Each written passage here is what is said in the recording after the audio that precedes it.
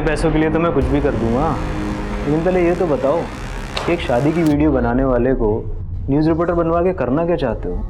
पहले ये स्क्रिप्ट याद कर लो, फिर सब समझाता हूँ। नमस्कार, आदाब। क्राइम पेट्रोल सतर्क के आज के इस एपिसोड में मैं अनूप सोनी आप सबका स्वागत करता हूं। दर्द पीने वालों की खामोशी में भी तूफान उठते हैं। ये बात और है कि गरजने वाले बरसते नहीं। ये केस एक तूफान लेकर आया था।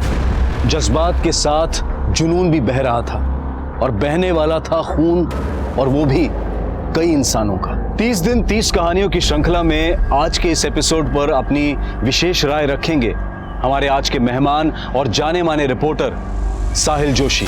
नमस्कार, मैं साहिल जोशी क्राइम पेट्रोल सतर्क में आज फिर लेकर आया हूं एक ऐसा अनसुना अनदेखा केस जो मुझे लगता है कि आपको देखना बेहद जरूरी है। हम सबके कई एम्बिशन होते हैं।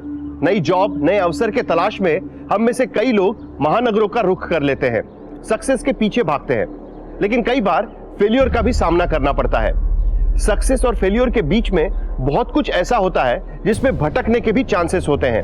यह भटकाव कभी कभी एक गंभीर अपराध का रूप ले लेता है।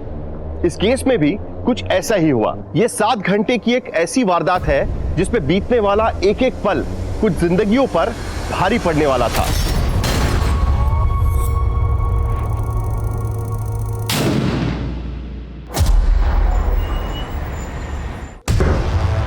यह है प्लॉट नंबर 160 जो मेरे पार्टनर ने पूरे 40 लाख रुपए देके कावेरी से खरीदा था।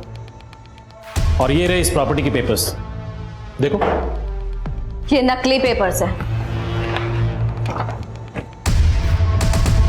असली पेपर्स ये है। ये प्लॉट मैंने खरीदा है कावेरी से। इन पेपर से कुछ नहीं होगा मनीषा। तू जानती है कावेरी कोर्ट में वही बोलेगी जो हम उसको बोलने को कहेंगे। वो तो साफ बोल देगी। ये प्रॉपर्टी उसने मेरे पार्टनर को। तुमने कावेरी को भी खरीद लिया, लेकिन तेरे साथ में उसको भी अंदर करवा दूंगी।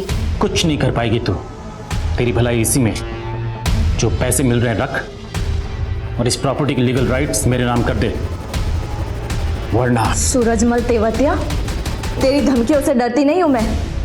मैंने भी कोई कच्ची गोलियां नहीं खेली। देख लेना तुम।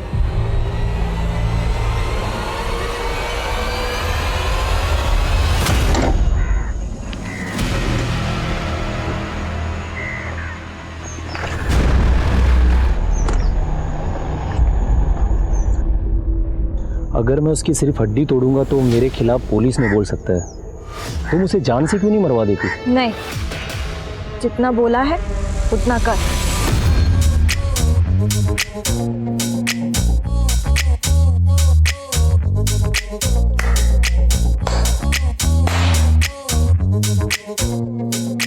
छाया, आज के लिए फिनिश कर दे। Very good very good very good everyone. अच्छा, अब हम कल मिलेंगे। Okay, bye.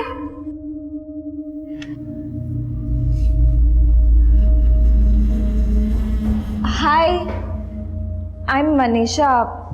मुझे यहाँ पे एडमिशन मिल सकता है? नो मैम, एक्चुअली हम बड़े लोगों को अकोमोडेट नहीं करते। इसके लिए आपको थोड़ा छोटा होना पड़ेगा। इतना छोटा चलेगा?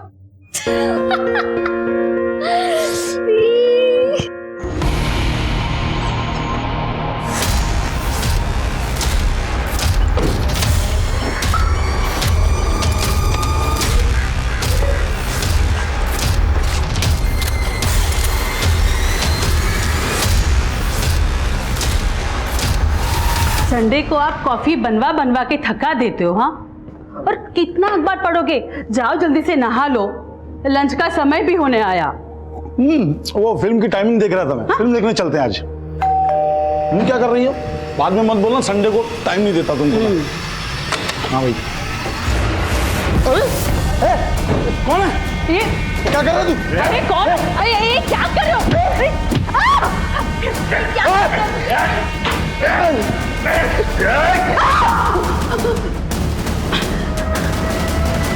दीदी, आपका ये सूरजमल तेवतिया के साथ इशू क्या है? बताओ ना मुझे।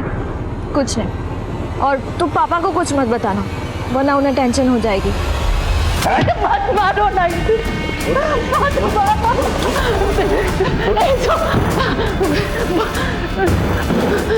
बोलो ना, तुम्हें क्या चाहिए? शांति, यहाँ कोई शांति नहीं रहती। तेरी अक्ल घुटने पे है क्या? हाँ, शांति मतलब चुप्पी। देखो मेरी बात सुनो, से नहीं मानेगी। कोई नहीं, इतना खून बह रहा है। चुप। मत मारो, मत मारो। बोला ना चुप है।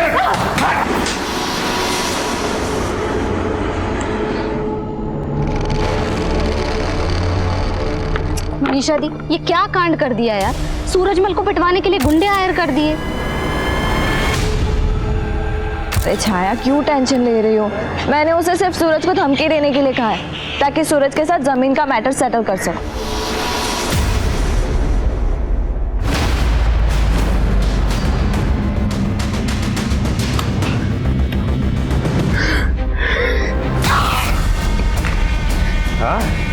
चालाकी बंदी होगा, चालाकी बंदी।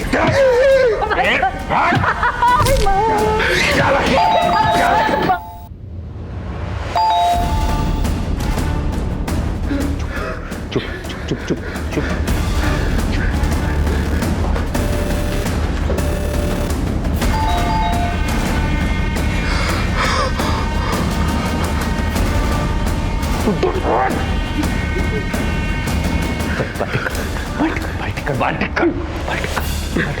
पसीना पूछ, पसीना पूछ,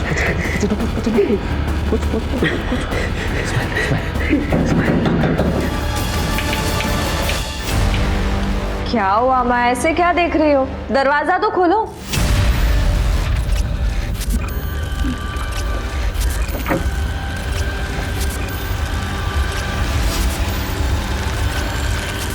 क्या हुआ? दीदी, दीदी, गरम। हट, हट।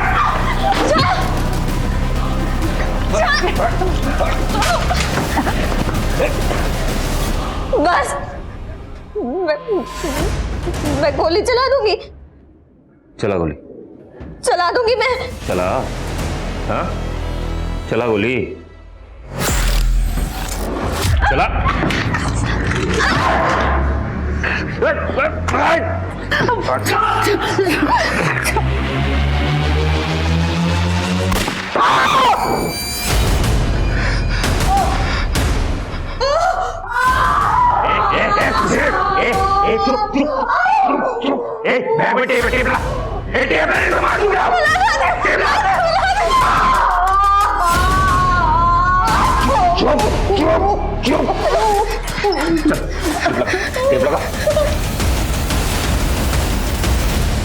सुबह सूरजमल तेवतिया ने भेजा है ना, मैं दे दूंगी जमीन लेके। शांति, ना अपनी जुबान चलाओ ना अपनी अकल।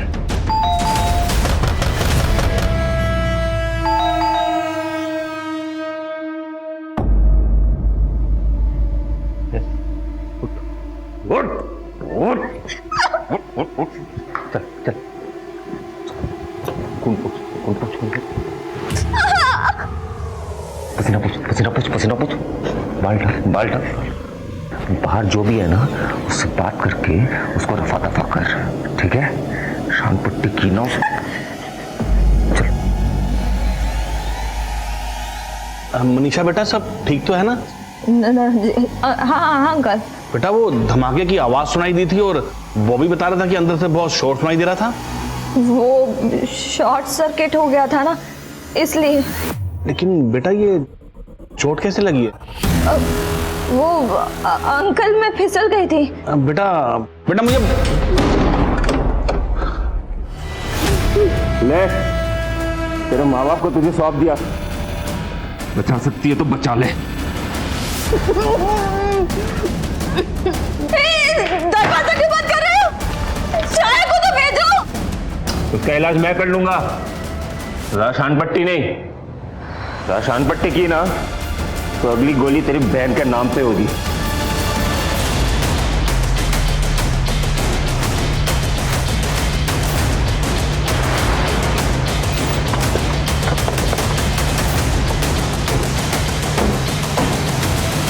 अब आप लोग श्योर हो कि आवाज बिल्डिंग के 4th फ्लोर से ही आई थी और वो गोली चलने की आवाज थी? हाँ सर, मैं 4th फ्लोर पे ही रहता हूँ और मेरा फ्लैट उनके फ्लैट के सामने ही है। सर पक्का गोली चलने की आवाज़ थी और सर कुछ चिल्लाने की आवाज़ें भी आ रही थी। सर जब हम उनके फ्लैट पर ये पता करने की कि आवाज़ किसकी है तो उनकी बेटी ने बताया कि उनके फ्लैट में शॉर्ट सर्किट हुआ है और उसके माथे से खून भी बह रहा था। उसने हमें अंदर आने के लिए नहीं पूछा और अचानक से दरवाज़ा बंद कर दिया। अच्छा, तुमने बिल्डिंग के अंदर किसी अजनबी आदमी को आते हुए देखा था? नहीं साहब, मैंने यहाँ से किसी अजनबी को अंदर जाते हुए नहीं देखा। इसको बताओ कि गाड़ी अंदर ले ले। अगर वाकई में 4th फ्लोर पर कोई है तो उसको इस बात की भनक नहीं लगनी चाहिए कि पुलिस यहाँ पहुँच गई है। Okay sir.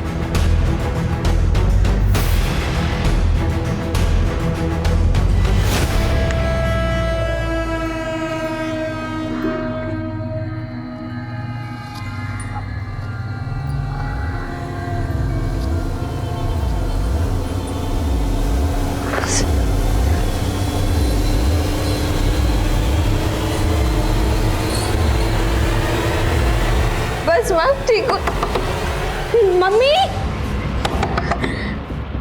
छाया, मनीषा दी, छाया तुम ठीक हो? क्या कर रहे हो तुम उसके साथ? मनीषा दी दरवाजा खोलो, छाया खोलो, छाया छोड़ो, छाया, अरे क्या कर रहे हो तुम उसके साथ? तुमने मना किया था ना, अभी तक तो कुछ नहीं किया। अभी भी चिल्लाई ना तो उसका रेप भी कर सकता हूँ, उसे मार भी सकता हूँ। तुम चाहते क्या हो? शांति, हट। मम्मी छोड़ो ना, क्यों कर रहे हो ये सब? तुम क्या कर रहे हो तुम उनके साथ? खोलो।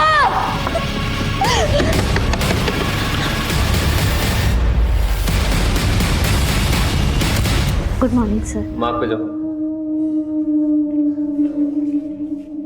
यहाँ पे या हाँ, प्रोफाइल प्रोफाइल नहीं हो। चलो लाइनें बोलो, एक्शन। आनंद, तुम मुझ पर बेकार में शक कर रहे हो। मेरे तो मम्मी पापा को मैंने छोड़ दिया, तब भी तुम मेरे। नेक्स्ट। सर पर अभी तो मैंने बस थोड़ी सी। मैडम आपका हुनर देख लिया हमने, अभी आप जाइए।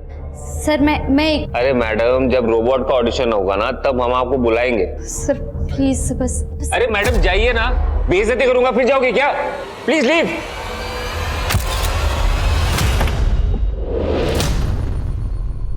सर ये तो 2nd फ्लोर वाला राहुल है सर।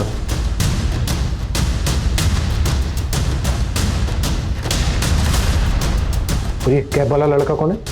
सर ये समझ नहीं आ रहा, ये हमारी सोसाइटी का तो नहीं है। इस कैब वाले लड़के की बॉडी लैंग्वेज कॉशियस लग रही है। ऐसा लग रहा है जैसे सीसीटीवी से अपना चेहरा छुपाने की कोशिश कर रहा हो।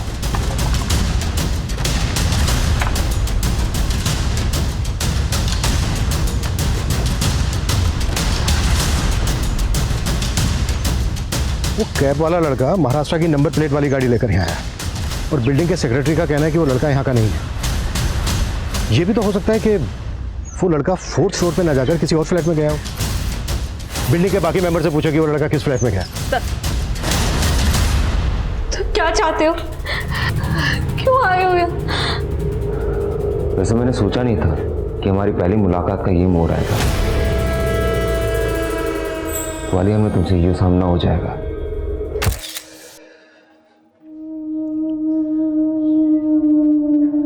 वैसे एक टैलेंट तो है आप में। आपके कहने पे मेरा ही बॉस मुझे आपसे सॉरी कहने। विपुल सर, मैं तो तारीफ कर रहा हूं, मतलब अच्छा ठीक है, आई एम सॉरी। देवी जी, ये कार्ड रख लीजिए। इस रोल में आपके लिए मैं कुछ नहीं कर सकता, लेकिन देवी जी अगर आगे कुछ हुआ ना तो मैं जरूर आपके लिए कुछ ना कुछ जरूर कोशिश करूंगा, ठीक है? ये लीजिए। मुझे आज भी गिल्ट है कि मेरे वजह से तेरा करियर बर्बाद हो गया, लेकिन मेरा जो प्लान है ना उससे तेरे सारे रास्ते बदल जाएंगे। मैं तो तुझे फिल्में भी लॉन्च करने वाला हूँ। तुम अपनी बकवास बंद करो, समझे? मेरी बात तुझे बकवास लगती है, लेकिन मैं सीरियस हूँ। एक मिनट,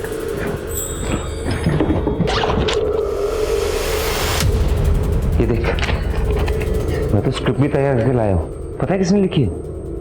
हाँ, मैंने। पढ़ पढ़ना। देखो प्लीज, मुझे कोई स्क्रिप्ट नहीं पढ़नी, मुझे जाने दो। मैंने बोला है पढ़ना है तो पढ़। सर ये ओम प्रकाश जी की दोनों बेटियां हैं। सर एक मिनट सर, यहाँ पॉज कीजिए जरा। सर ओम प्रकाश की बड़ी बेटी मनीषा के सर पर इस वक्त चोट नहीं है, लेकिन सुबह जब हम इनके फ्लैट पर गए थे तो इसके माथे पर चोट थी।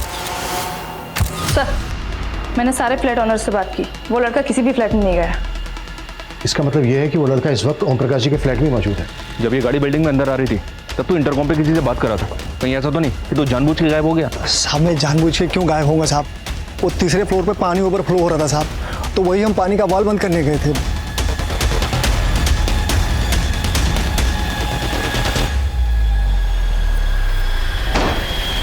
सर कार में कोई भी पेपर्स नहीं मिले। गाड़ी के नंबर से पता करो कि ये गाड़ी किसके नाम पर और किस एड्रेस पे रजिस्टर्ड है। सर हरपाल जी एक मिनट। जी सर।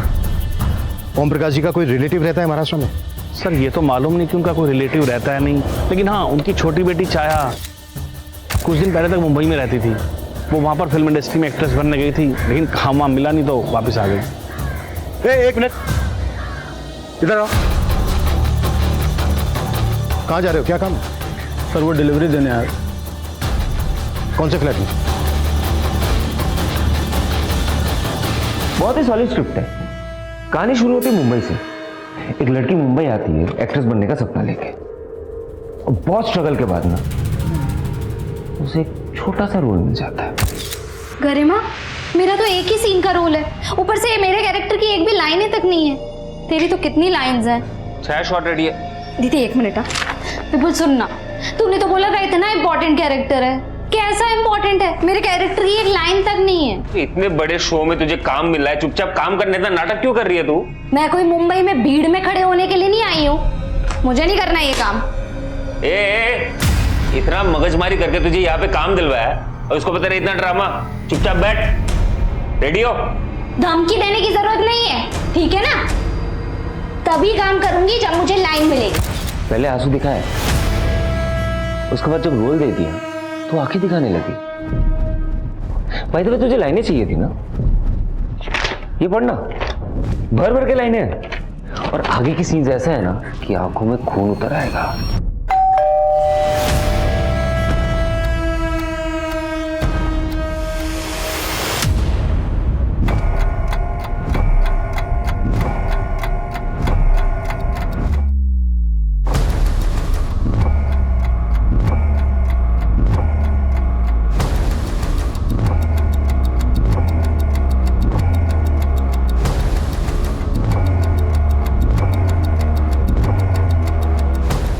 उसे फटाफट यहाँ से रफा दफा कर चल।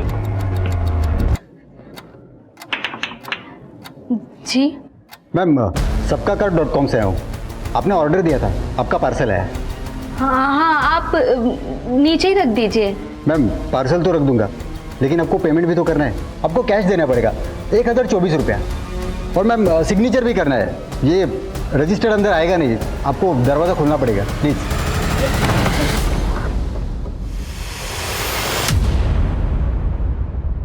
रुक,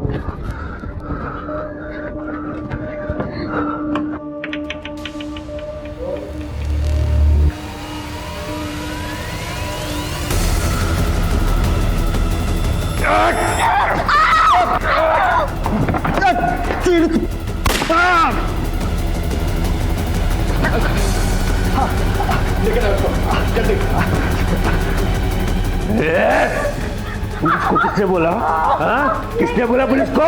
मुझे नहीं मालूम, मुझे नहीं मालूम किसने बोला। मैं क्या क्या करता हूँ? इस लड़के के इरादे बिल्कुल भी ठीक नहीं लग रहे सर, ये कुछ भी कर सकता है। सबसे पहले हमें यह समझना होगा उसने क्यों और किस मकसद से पूरी फैमिली को हॉस्टेज किया होगा। उस फ्लोर के बाकी के फ्लैट्स पूरी तरह से खाली करवाओ। फायर ब्रिगेड को स्टैंड बाई पे रखो, एक मेडिकल टीम और एम्बुलेंस बिल्डिंग के पास बुला के रखो। Yes sir. और हाँ, बिल्डिंग के सेक्रेटरी हरपाल से कहो कि हमें बिल्डिंग का ब्लूप्रिंट दे, मैं तब तक बैकअप टीम बुलवाता हूँ। Okay sir. Hello unit 2, hello unit 2।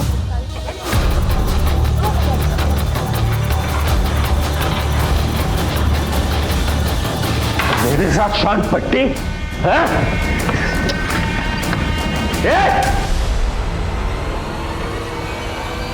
मेरे साथ चालाकी करती है हाँ?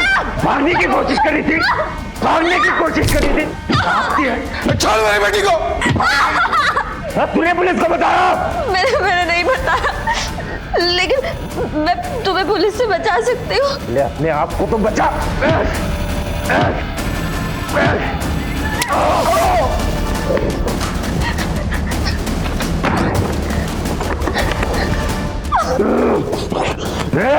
दरवाजा खोल, दरवाजा खोल।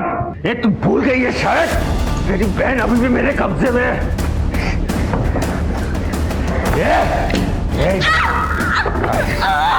इधर ये दरवाजा खोल, ये तो तेरी बहन को ये उड़ा दूंगा मैं। दरवाजा खोल। मुझे मारना है तो मार दो, लेकिन प्लीज मेरी फैमिली को छोड़ दो प्लीज। एक मैंने डायरेक्टर को कन्विंस कर लिया तेरे लिए। अब गरिमा की ये वाली लाइन ना तू बोलने वाली है, ठीक है? मैंने मॉडिफाई भी कर दिया है। चल बोल के दिखा।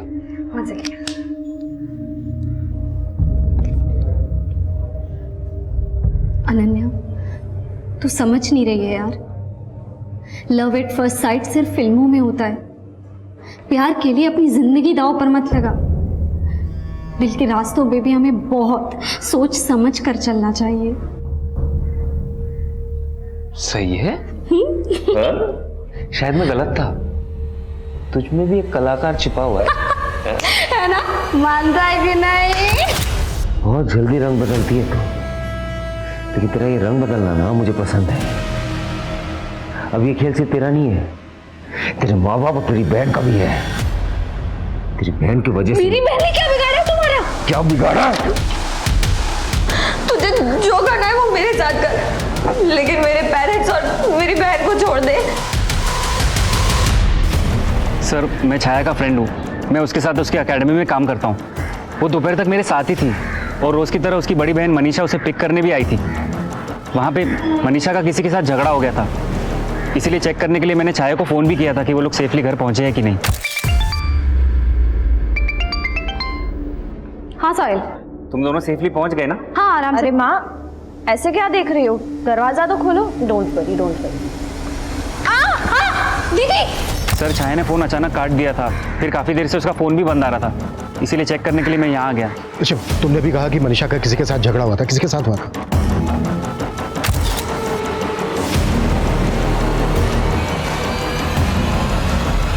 सर, वो सूरजमल तेवतिया के आदमी थे। मनीषा प्रॉपर्टी कंसल्टेंट है, उसका किसी ज़मीन को लेकर झगड़ा चल रहा था सूरजमल तेवतिया के साथ। सूरजमल तेवतिया? सर, ये सूरजमल तेवतिया तो बड़ा लैंड माफिया है, पहले भी धमकी के कई केसेस पर। ये भी तो हो सकता है जो अंदर लड़का है उसे सूरजमल तेवतिया नहीं भेजा हो मनीषा और उसकी फैमिली को धमकाने के लिए। राहुल, एक काम करो, इस सूरजमल तेवतिया को उठाओ, कुट्टो, शायद सूरजमल के जरिए हम उस लड़के को रोक सके। Okay sir. तुझे अपनी बहन के लिए कुर्बानी देने का बहुत शौक है ना? हाँ? मरना तो अब तुम सबको है। देखती जा क्या खेल खेलता हूं मैं अब।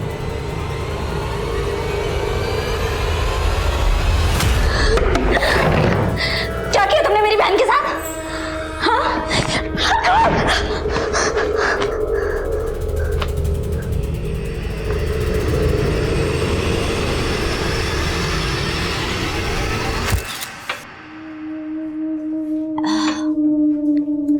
यार मुझे ना अभी छोटे मोटे रोल नहीं करने, लीड करना है यार। तू टेंशन मत ले, मैं ना एक मूवी डायरेक्ट कर रहा हूँ, तुझे पक्का चांस। और डायरेक्टर? फेंक मत यार, फाइनेंसर है तेरे पास? हाँ, कौन देगा तेरे को डायरेक्टर? अरे छोड़ ना इंडस्ट्री की बातें, चल ना गेम खेलते हैं। ओके चलो।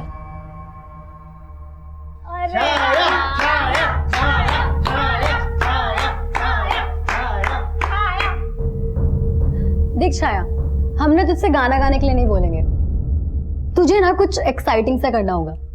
क्या? तेरे ऑपोजिट में जो लड़का है उसे किस कर। ये क्या बदतमीजी है? कल हो गई है क्या? मैं किसी को किस नहीं करने वाली। तू जो नहीं कर पाई है ना, वो मैं अब आसानी से कर सकता हूँ। सुषमा,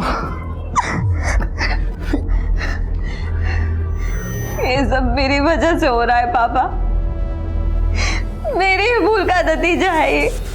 मैंने आपको भी धोखा दिया पापा, बिना आपको बताए आपके पैसे एक जमीन में इन्वेस्ट कर दिए, और अब कुछ भी बोल रहे हैं आप? मैंने किसी को नहीं भेजा मनीषा के घर पे। जिन लोगों को तुमने भेजा था ना उसके घर पे जमीन के कागजात पर जबरदस्ती साइन करवाने के लिए, उनको भी उठा लिया हमने। उगल दिया उन लोगों ने कि तुम चीज क्या हो। अब हमें ये बताओ, वो लड़का कौन है जिसने छाया और उसकी फैमिली को होस्टेज बना रखा है? मुझे कुछ पता नहीं है वो कौन है, किसने भेजा है किसको। मैंने बताया ना आपको, बल्कि मनीषा ने बाली को मेरे नाम की सुपारी दी थी। अगर मैं उसकी सिर्फ हड्डी तोड़ूंगा ना तो वो मेरे खिलाफ पुलिस में बोल सकता है। जान से क्यों नहीं मरवा देती उसको? नहीं, जितना बोला है उतना कर। कौन बाली? बोलो सूरजमल, चुप क्यों हो गए? बाली पहले मेरे लिए काम करता था, मेरा वफादार है वो। इसलिए जब मनीषा ने उसको मेरे नाम की सुपारी दी, उसने मेरे को सब कुछ बता दिया। सूरज सेठ, आप मेरे गुरु हैं इसलिए आपको बता रहा हूँ। आपकी मनीषा ने आपकी सुपारी दे डाली। अच्छा, तूने क्या बोला उसको? पैसे दे रही थी तो ले लिया। अब उसके कहने पे मैं आपको धमकी थोड़ी ना दे सकता हूँ। मैं तुझे डबल पैसे दूंगा, तू इस लड़की को रास्ते पे लेके आ। अरे सेठ, मैंने उससे पैसे लिए हैं। ऐसा करता हूँ कि ये काम किसी और को दे देता हूँ जो इस इलाके का ना हो। तो तुम्हारी कहने पे बाली ने इस लड़के को मनीषा के घर पे भेजा है? अरे मुझे नहीं मालूम उसने किसको भेजा है, या भेजा भी है या नहीं। बाली कहाँ है?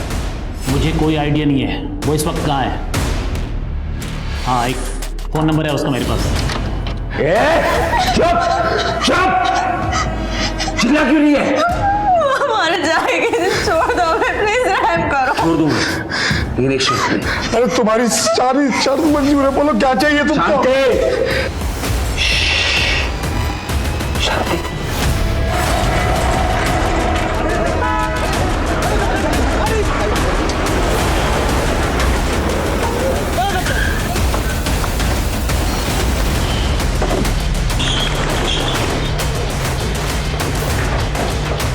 सबको सेफ्टी के साथ बाहर लेके जाओ, क्विक। हाँ राहुल, ये सूरजमल तेवतिया ने बाली का जो नंबर दिया सर वो बंद है, और ये बाली कहाँ अंडरग्राउंड है इसका कुछ पता नहीं चल रहा। आर यू श्योर उनके घर पे जो लड़का है उसको बाली नहीं भेजा होगा? कुछ कंफर्म नहीं है सर। बाली जैसा क्रिमिनल कुछ भी कर सकता है। इतना पूछने के बाद भी मुझे ऐसा लग रहा है सर, ये सूरजमल अब भी हमसे कुछ छुपा रहा है। कुछ समझ में नहीं आ रहा है राहुल, ये सिर्फ डराने धमकाने की बात है या फिर गेम कुछ और ही है?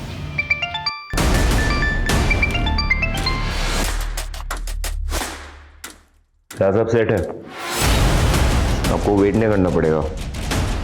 अब एक्शन शुरू करो। धमाका ग्वालियर में होगा, लेकिन दिल्ली मुंबई तक सबकी हो जाएगी।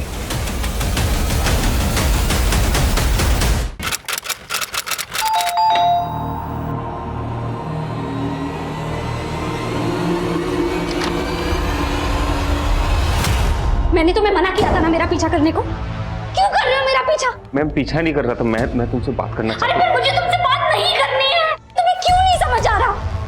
वो गिफ्ट लाया था तुम्हारे। मुझे तुम्हारा कोई गिफ्ट नहीं चाहिए, समझ नहीं आ रहा तुम्हें? तुम लड़कियों का ना समझ में नहीं आता, कभी जिंदगी में इतने करीब आ जाती हो हमदर्द की तरह, और जब निकालना होता है तो दूध में मक्खी की तरह निकाल देती हो। तुम जैसे लोगों का ना निकालना ही होता है, क्योंकि तुम एक नंबर के गुंडे हो, गुंडे।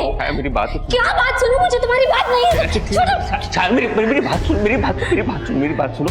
मैं ना तुम्हारे फायदे के लिए यहाँ पे आया। तुम क्या बोल रही थी कि मैंने मूवी को कोई फाइनेंस नहीं करेगा ना?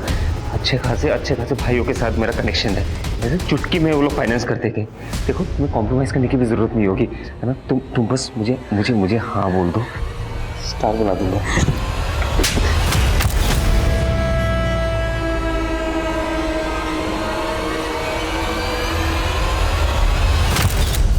उस लड़के ने दीदी मेरा जीना हराम कर दिया है, जों की तरह चिपक के रह गया है मुझसे।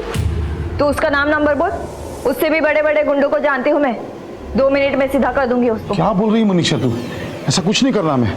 छाया बेटा, तू फ्लाइट पकड़ सीधे यहाँ आ जा, नहीं रहना तुझे मुंबई में। अरे तू टेंशन क्यों ले रही है? हाँ, टेंशन मत ले, तेरी बहन भी मान रही है और तेरे पापा भी। अब तो हमारी फिल्म जरूर बनेगी, तू भी ना अपना बेस्ट परफॉर्मेंस देने के लिए तैयार हो जा। भरोसा नहीं होता। ये देख,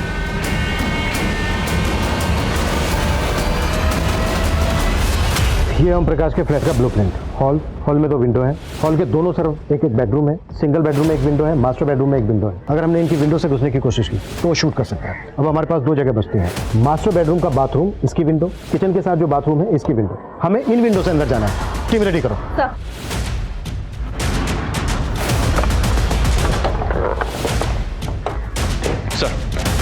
सर तबीयत ऐसे इनकार करके लौट रहा था तो मुंबई पुलिस का कॉल आया मुझे इस कार की इन्फॉर्मेशन देने के लिए सर, जिसमें वो लड़का आया था।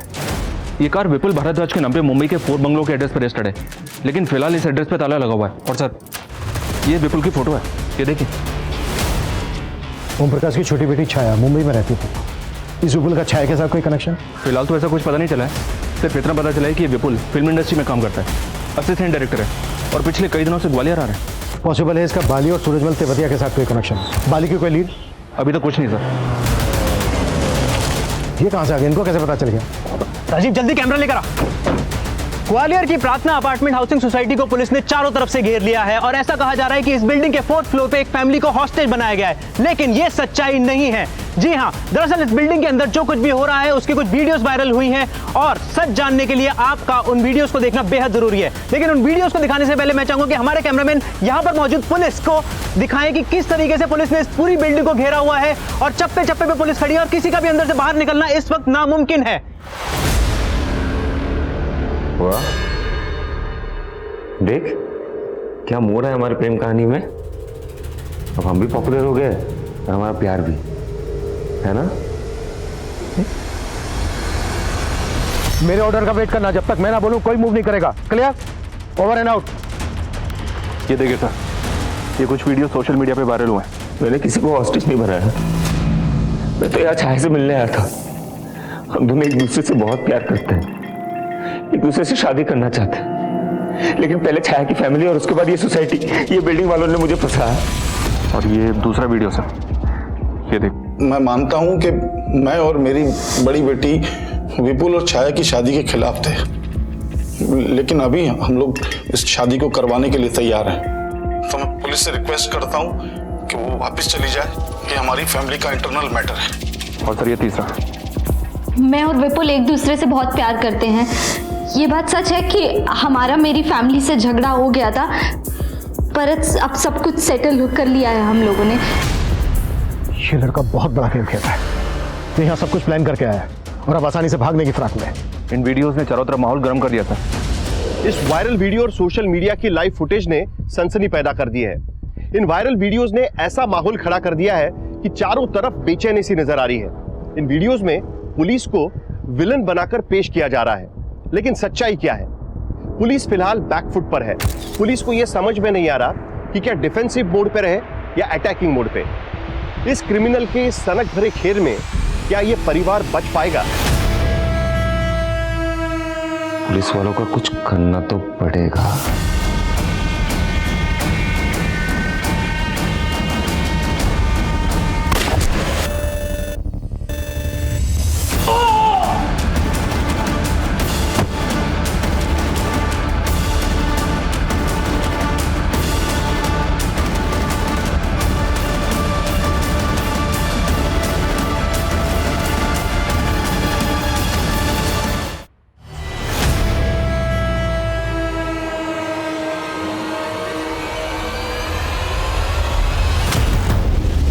ये लड़का मीडिया के सामने हीरो बनने की कोशिश कर रहा है। लाइव रिपोर्टिंग में पुलिस वाले पे गोली चला दी इसने। समझ में नहीं आ रहा है इसके दिमाग में चल क्या रहा है। और सर इसको कंट्रोल करने का कोई जरिया भी नजर नहीं आ रहा है। लाइव रिपोर्टिंग की वजह से हमारी एक एक एक्टिविटी पे नजर रख रहा है। अब समझ में नहीं आ रहा है किसने गोली चला दे। राहुल, मीडिया वालों को हटाओ यहाँ से, दूर भेजो उनको यहाँ से। क्विक। Okay sir. हम यहाँ पर सच दिखा रहे हैं, यहाँ पर 2 प्रेमियों को पुलिस अलग कर रही है, लेकिन हम पूरी रिपोर्टिंग करेंगे। और देखिए पुलिस हमें धक्का दे रही है, पुलिस हमारी रिकॉर्डिंग नहीं करने दे रही है। पुलिस देखिए, आप देख सकते हैं कि पुलिस किस तरीके से हमें धक्का दे रही है। हम सच का रिपोर्टिंग करने वाले, सिर्फ हम सच दिखाते हैं और अंदर जो कुछ भी हो रहा है वो अंदर। हाँ बिल्कुल बिल्कुल, रोको सबको। सर आप हमें रिपोर्टिंग। 1 मिनट, अंदर आओ, अंदर आओ। ये तुम्हारे कैमरे का बैटरी निकल गया, तुम फिर भी रिकॉर्ड कर रहे हो। क्या रिकॉर्ड कर रहे हो? दिखाओ जरा, चेक करो। और तुम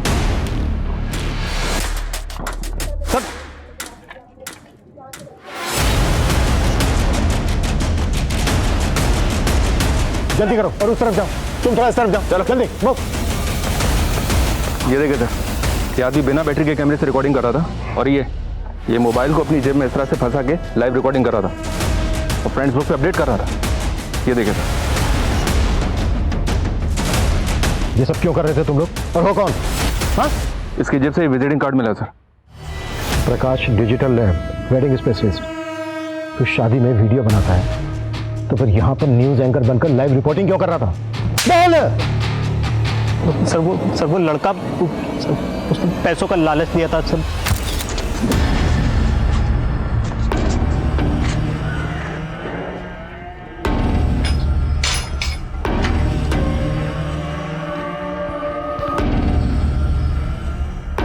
पैसों के लिए तो मैं कुछ भी करूंगा, लेकिन पहले ये तो बताओ कि शादी की वीडियो बनाने वाले को न्यूज़ रिपोर्टर बनवा के करना क्या चाहते हो? इसके साथ अब तू भी अंदर जाएगा। सर माफ़ कर दो सर, गलती हो गई सच में, मैं लालच में आ गया था सर। वीडियो क्यों नहीं आ रहा? आप जिस नंबर को डायल कर रहे हैं वो इस समय स्विच ऑफ है। हाँ, मर गया साला। Unknown number. हेलो विपुल, इंस्पेक्टर अभिमन्यु जिंदल बोल रहा हूँ। अरे जिंदल साहब, आपको मेरा नंबर कहाँ से मिल गया? वीडियो बना कर तू सोशल मीडिया पे वायरल करवा रहा है, क्या लगता है तुझे तेरा नंबर नहीं मिल सकता? ये जो गेम खेल रहा है ना, तू गेम खेलना बंद कर और बोल क्या डिमांड है तेरी?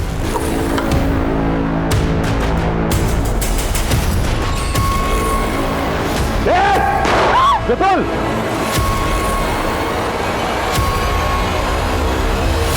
12 बजे शुरू हुई इस वारदात में 4 घंटे से भी ज्यादा बीत चुके हैं। थोड़ी थोड़ी देर में इस बिल्डिंग से गोली चलाने की आवाज आ रही है। एक ऐसी प्रेम कहानी जिसमें जुनून का साइड इफेक्ट अपने चरम पे है। एक गोली एक कांस्टेबल को जख्मी कर चुकी है और एक गोली दूसरे कांस्टेबल की जान ले चुकी है। अब सवाल यह है कि इस बिल्डिंग में मौजूद सारे लोग जिंदा है या इनमें से कोई किसी गोली का शिकार हुआ है। मौत का यह खेल अब पुलिस कैसे रोक पाएगी? तू फिर से मुझसे भागने की कोशिश कर रही है? हाँ? इधर आ। अगली बार मुझसे भागने की कोशिश की ना तो गोली बाजू से नहीं तेरे अंदर से जाएगी। तू समझती क्यों नहीं है? मैं तुझसे प्यार करता हूं, तुझसे शादी करना चाहता हूं। मैं तुझे कभी धोखा नहीं दूंगा, तू भरोसा रख मुझ पे। तू भी मुझे कभी धोखा मत देना। अगर मुझे धोखा दिया ना तो मैं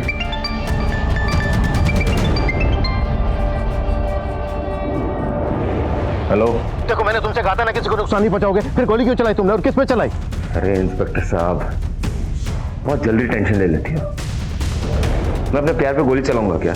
हाँ ठीक है, सब कुछ ठीक है यहाँ पे। लो किसी से बात करो, बोलो सब कुछ ठीक है। हाँ सर मैं ठीक हूँ। हेलो हेलो छाया, देखा सब कुछ ठीक है, लेकिन अगर तुम लोग अपने हरकतों से बाज नहीं आओगे ना तो सब कुछ ठीक नहीं रहेगा। विपुल बताओ तुम्हारी डिमांड क्या है? मैं तुम्हारी हर एक डिमांड पूरी करूंगा, लेकिन तुम छाया और उसकी फैमिली को कोई नुकसान नहीं पहुंचाओगे। पहले तो यहाँ पे जितने भी पुलिस वाले सबको हटाओ, एक भी टिकनी नहीं चाहिए।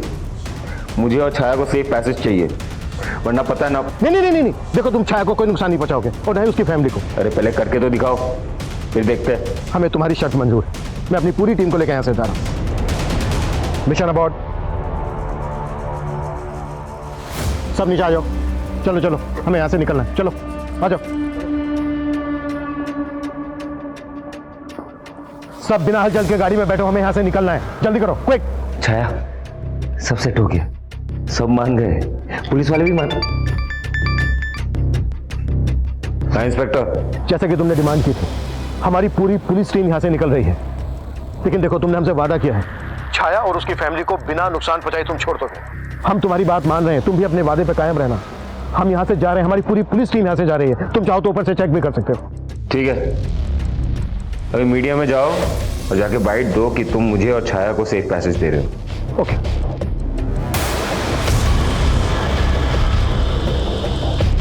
गुड।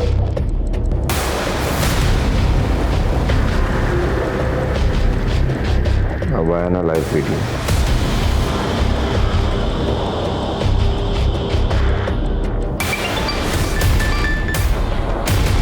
हेलो हेलो, कहाँ मर गया था बे? अरे वहाँ पुलिस आ गई थी ना, तो मैं थोड़ा दूर से रिकॉर्ड कर रहा हूँ। तो चिंता मत कर, नीचे सब क्लियर है, मैं देख रहा हूँ, मैं ध्यान दे रहा हूँ।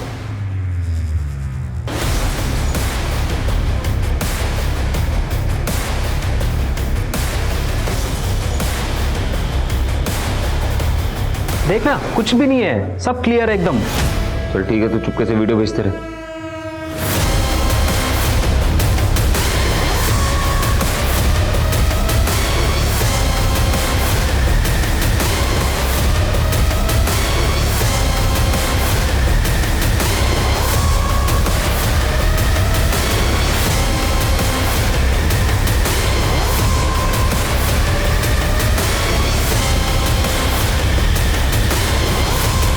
वीडियो में कोई भी नहीं है, वहां पे लोग क्यों हैं?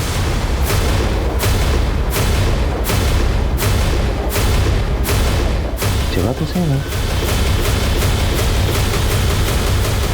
मुझे एड़ा बना रहा है।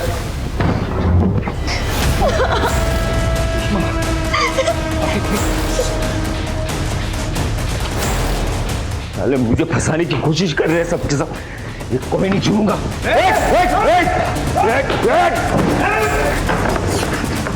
ये तुम लोगों ने अच्छा नहीं किया, अब कोई नहीं बचेगा। सर, अंदर एक औरत बेहोश पड़ी है, रेस्क्यू करो, हॉस्पिटल पर जाओ जल्दी। और वो लड़का कहाँ है? सर वो लड़का उस रूम में, उसके साथ छाया भी है, उसने सर दरवाजा बंद कर दिया है। देखो किसी भी हाल में वो लड़का यहाँ से बच के नहीं निकलना चाहिए। सर मेरी बहन को बचा लीजिए, वो अंदर है। मनीषा मनीषा तुम चिंता मत करो, हम तुम्हारी बहन को बचा लेंगे। इनको बाहर लेकर जाओ प्लीज, आप बाहर जाइए। विपुल देखो, अब तुम यहाँ से बच्चा नहीं निकल सकते, हमने घेर लिया तुम्हें, बेहतर यही है कि तुम सरेंडर कर दो। अरे बच के तो जाएंगे इंस्पेक्टर, और तुम लोग ही जाने दोगे? शान पट्टी किया ना तो सबसे पहले इसको उड़ाऊंगा, उसके बाद खुद मर जाऊंगा। नहीं नहीं नहीं नहीं, देखो तुम गोली मत चलाना, गोली मत चलाना, हम तुम्हें जाने देंगे, प्लीज गोली मत चलाना, ठीक है? सब अपने अपने गन उसमें डालो और यहाँ पे टेबल पे रखो। जैसा ही करा वैसा करो, सब गन डालो उसमें। जल्दी करना, जल्दी करो जल्दी करो। इधर रखो, रख इधर, बैठो, इस तरफ। देखो देखो विपिन मेरी बात सुनो, सामने नहीं आना इंस्पेक्टर, लेकिन मैं तुम्हें मार दूंगा। मैं ऐसे मत भागो, तुम अपने आप को समझ रहा हो? पीछे हट, पीछे जा दूंगा मैं गोली, मैं बोल रहा हूं मैं गोली मार दूंगा। नहीं नहीं देखो तुम गोली मत, हम तुम्हें जाने देंगे, मैं खुद कह रहा हूं कि मैं जाने दूंगा तुम्हें। तो बोल रहा हूं सामने नहीं आना।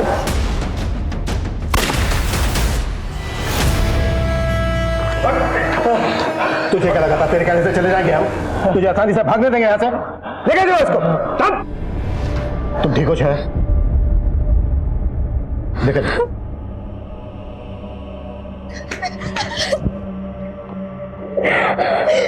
मम्मी कहाँ है? कैसी है? वो हॉस्पिटल में, पापा है उनके साथ। तू ठीक तो है ना?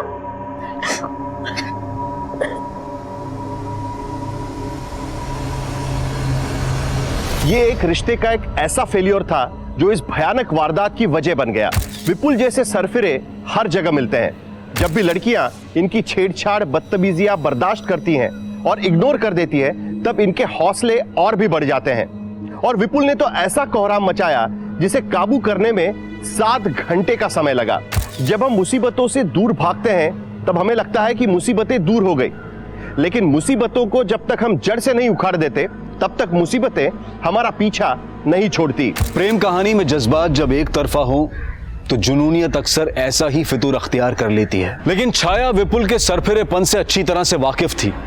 अगर वो मुंबई में रहते हुए विपुल के खिलाफ कानूनी कार्रवाई कर लेती तो शायद विपुल ये हौसला करने से पहले कई बार सोचता और छाया और उसके परिवार की जान यूं खतरे में नहीं पड़ती।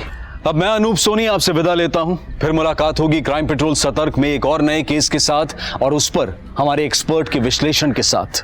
तब तक अपना और अपने परिवार का ख्याल रखें और याद रखें, क्राइम और आपके बीच में सिर्फ इतना फर्क है कि हम कितने सतर्क हैं। सतर्क रहें, सुरक्षित रहें। जय हिंद।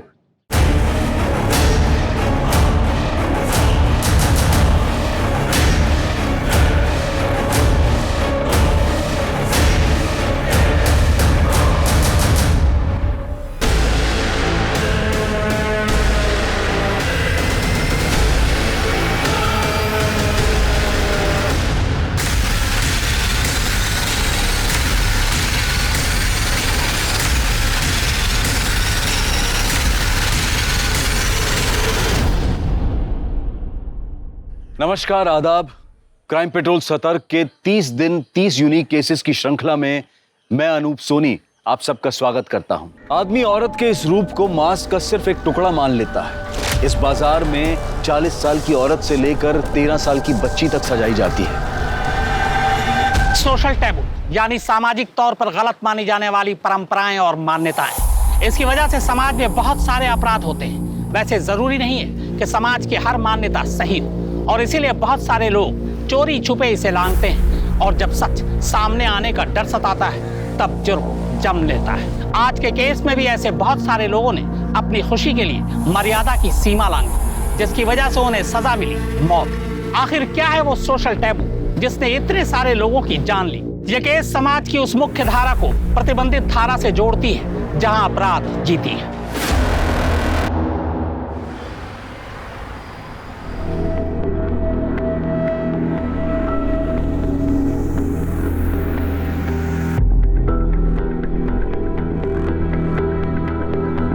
अकाउंटेंट साहब पूरे दुनिया का हिसाब करते हैं, मेरा हिसाब कब करेंगे? मन तो बहुत करता है साथी, लेकिन तुम तो जानती हो कमाई इतनी है ही नहीं कि फैमिली शुरू करने के बारे में सोच भी सके। मंथ एंड आते आते तो जेब खाली हो जाती है। बस एक अच्छी सी परमानेंट जॉब मिल जाएगी ना, फिर ये टेंशन खत्म हो जाएगी। राजीव, कहते हैं भगवान जिसे पैदा करता है उसका खाने का इंतजाम भी कर देता है, और क्या पता उसके आते ही हमारी किस्मत बदल जाए। ख्याल तो बहुत अच्छा है, लेकिन स्वाति अगर ऐसा नहीं हुआ तो ऐसे उदास मत हो। तो जहाँ इतना सब्र किया है थोड़ा सा सब्र और करो ना। जैसे अच्छी सी जॉब मिल गई ना परमानेंट, फिर देखना मैं कैसे बच्चों की लाइन लगाता हूँ। क्या नाटक लगा रखा है तूने? हाँ, नहीं खाऊंगी नहीं खाऊंगी, प्यार से समझा रही हूँ, खा ले समझ में नहीं आ रहा, दिमाग खराब करके रखा है। एक कान के नीचे दूंगी ना, ये गिर जाएगी। क्या कर रही है तू ये? अरे बच्चे के चेहरे पे दाग आ गया ना तो कोई उसे हाथ भी नहीं लगाएगा। अरे तो आप ही बताओ क्या करूं मैं? शहजादी बनी बैठी है, कल से एक निवाला नहीं खाया इसने, बोलती मैं कुछ खाऊंगी नहीं, यहाँ रहूंगी नहीं। तो मैं बात करती हूँ। क्या हुआ बेटा, खाना क्यों नहीं खाना है? यहाँ नहीं खाना मुझे, नहीं रहना, मैं यहाँ नहीं रहने वाली हूँ। आसमा, जाओ और जाके इंजेक्शन ले आ।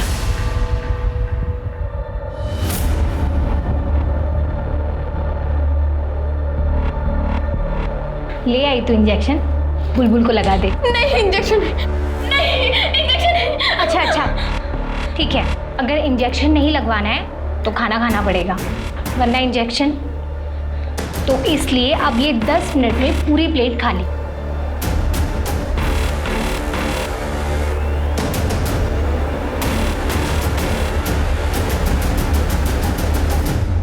किसी भी लड़की के साथ ऐसा नहीं होना चाहिए। जब हर इंसान को इज्जत से जीने का हक है तो फिर लड़कियों के साथ अलग बर्ताव क्यों? आप सब जो मुझे देख रहे हैं, सुन रहे हैं, आपसे सिर्फ एक ही बात कहना चाहूंगा कि अगर आपके पास कोई जानकारी है कि किसी लड़की या महिला को देह व्यापार में धकेला जा रहा है, या फिर आप खुद लड़कियां महिलाएं हैं जिनके साथ ये अत्याचार हो रहा है, तो आप मुझे 4440645654 पर कांटेक्ट कर सकते हैं, और मैं और मेरी टीम आपकी मदद करने की पूरी कोशिश करेंगे, आपको इस दलदल से बाहर निकालेंगे। नंबर एक बार फिर से नोट कर लीजिए, 44406। चल धंधे पे लगो, कोई फरिश्ता नहीं आने वाला बचाने।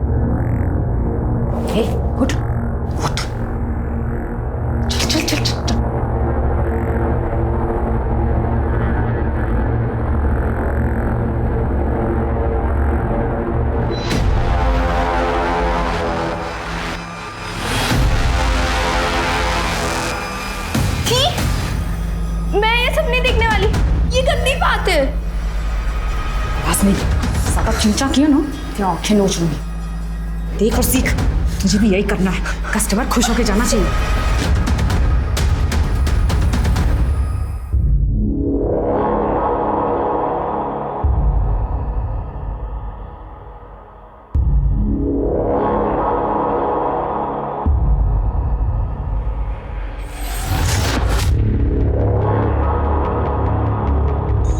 मिनट तेरे पास, जल्दी कर और निकल।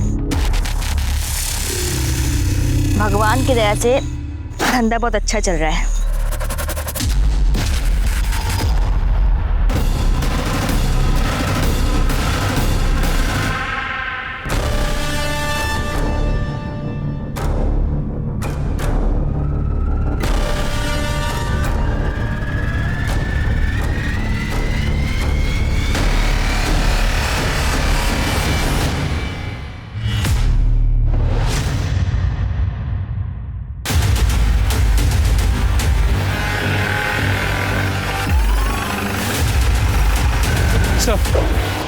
इस तरफ सर, या संभाल सर। ये गाँव वाला यहाँ हल्का होने आया, इसने बॉडी को देखकर हमें इन्फॉर्म कर दिया।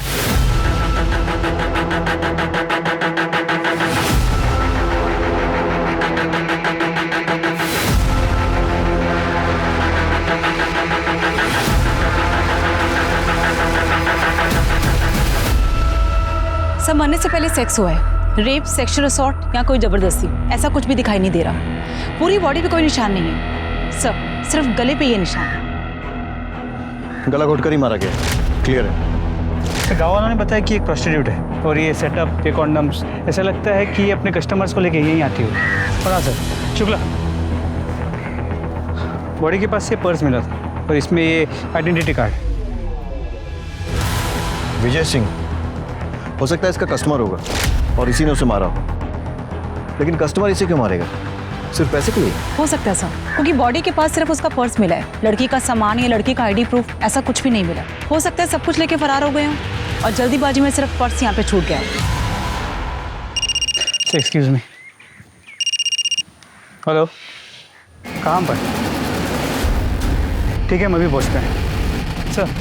यहाँ से 5 किलोमीटर दूर एक जली हुई बॉडी मिली है। बॉडी को पोस्टमार्टम के लिए भिजो और पूरे एरिया के अच्छे से तलाश लो। Sir, let's go.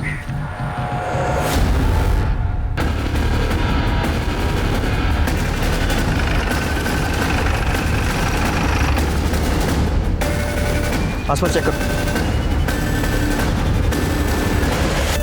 Sir, body तो पूरी तरह जल चुकी है।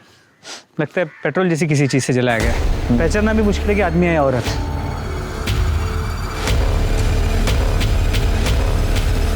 सर, हमने आसपास का पूरा एरिया चेक किया, यहाँ ऐसी कोई चीज नहीं मिली जिससे हम बॉडी की पहचान कर सके।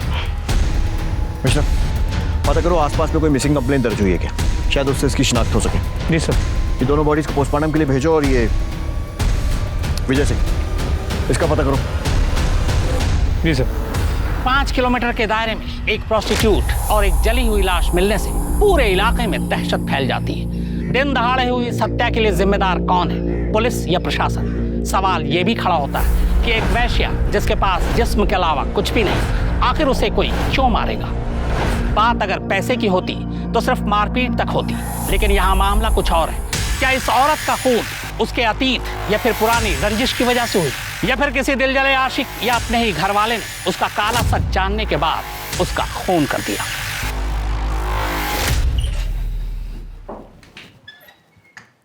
आसमा आपी तेरी बॉडी को भी इंजेक्शन देके ना बड़ा कर देगी, जैसे मेरी की थी। देख, 15 की होके 20 की लगती हो ना, वैसे तू भी 13 की है ना, तो 18-19 की तो लगेगी। पर वो मुझे इंजेक्शन क्यों देगी? मुझे ऐसे बड़ा नहीं होना है। तू तो ऐसे बोल रही है जैसे तुझे पूछ कर देंगी। मुझे भी तो जबरदस्ती लगाया था ना।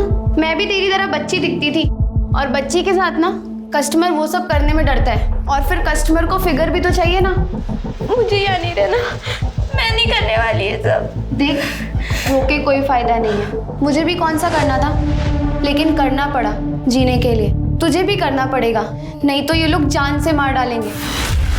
देख, शुरुआत में ना रात रात भर नींद नहीं आती है, लेकिन फिर धीरे धीरे आदत हो जाती है। पर ये आदमी लड़कियों के साथ ही ऐसा क्यों करते हैं? हमने कोई गलती की है क्या? तुझे पता है जब मैं 6 साल की थी ना, तब ये लोग मुझे उठाकर लेकर आए थे। मेरी मम्मी कहती थी कि मैं बहुत अच्छी बच्ची हूँ, कभी कोई गलती नहीं करती। फिर पता नहीं मैंने क्या गलती की जो। आपने कोई गलती नहीं की है। नहीं मैंने की है। हम यहाँ नहीं रहेंगे, भाग जाएंगे यहाँ से। ये निशान देख रही है? एक बार भागने की कोशिश की थी तो मुझे जला दिया। और हम अब जाएंगे भी कहाँ? हाँ, हमारे घर वाले हमारी सच्चाई सुन के क्या हमें घर में रखेंगे? कभी नहीं रखेंगे बुलबुल।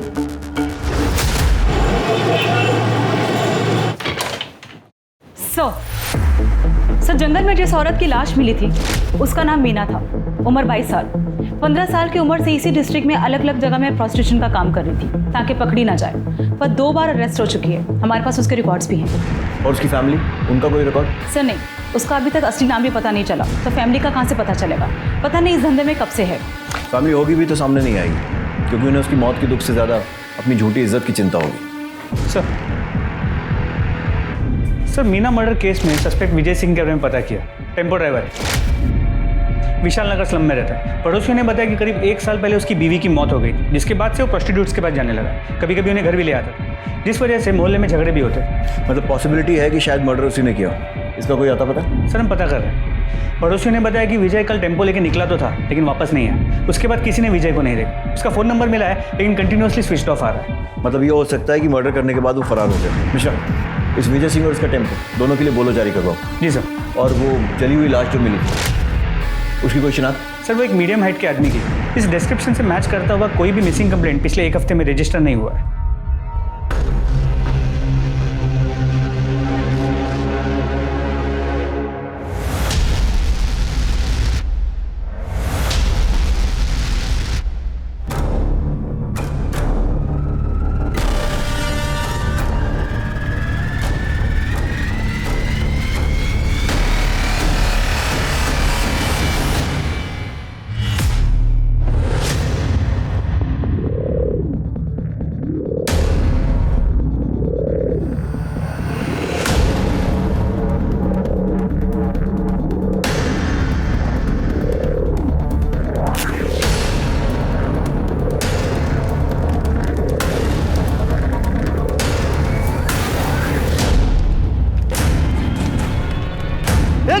और ये क्या है? आदमी चल जाएगा।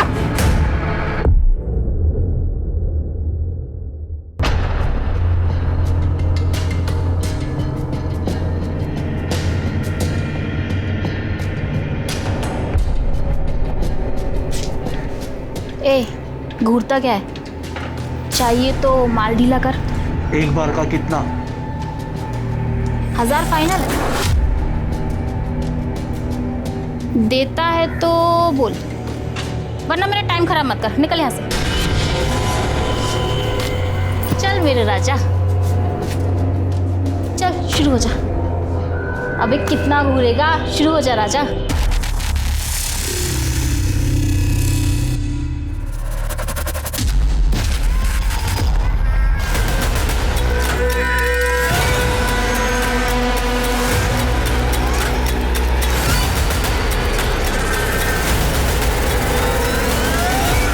मैंने तुम्हारा क्या बिगाड़ा? छोड़ दो मुझे, मेरा बच्चा।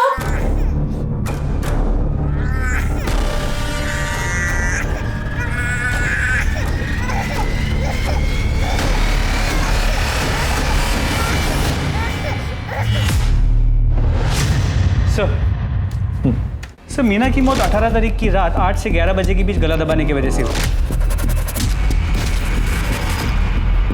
गले पे मार्क्स के अलावा बॉडी पे कहीं चोट, खरोच या स्ट्रगल के निशान नहीं मिले। सेक्स हुआ है, सीमेंट ट्रेसेस भी मिले, लेकिन सर रेप या सेक्सुअल असॉल्ट जैसा कुछ साबित नहीं हो रहा। मिश्रा, इस विजय सिंह के घर से उसके डीएनए सैंपल लो और इस सीमेंट के साथ मैच करो। जी सर। इसके टेम्पो का कुछ पता चला? सर हम पता कर रहे हैं, लेकिन अब तक कोई इन्फॉर्मेशन नहीं मिली। सर जंगल में जली हुई बॉडी की पोस्टमार्टम रिपोर्ट्स। मेल बॉडी है, 28 से 35 के बीच। 18 तारीख की रात को 8 से 11 के बीच गला दबाने से मौत हुई है। इससे मिलती जुलती कोई मिसिंग कंप्लेंट? नहीं सर, हमने आसपास के पुलिस स्टेशन में पता किया, अभी तक कोई कंप्लेंट नहीं आई। सर आ चुका। एक मिनट। हेलो, क्या? कहाँ पे?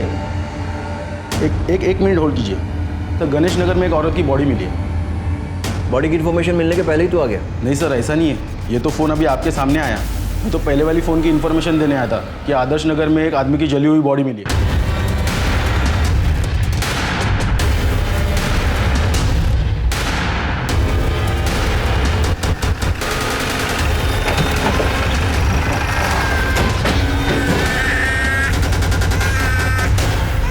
बच्चे को संभालिए,